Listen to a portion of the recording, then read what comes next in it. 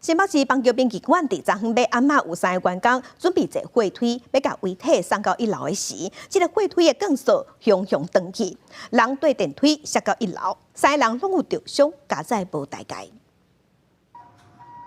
救护车赶紧驶去棒球兵球馆，因为22晚5点外，有3个员工搭电梯，准备要运送遗体，想要到电梯的尾仔锁煞熊熊断去，规台电梯全位2楼落落1楼，3个员工拢受伤。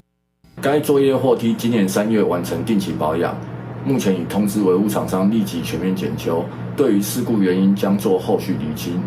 41岁姓陈的员工哪像倒脚断去，另外2个人嘛有挫伤，加在送病院了后拢无啥要紧。因若出代志的这个电梯，原底就伫管制区内底，并无对外开放，敢若提供予内部的员工使用。大体部分并无损伤，另针对3名作业人员受伤部分，殡葬处已前往慰问，后续相关事宜，殡葬处也会全权来负责。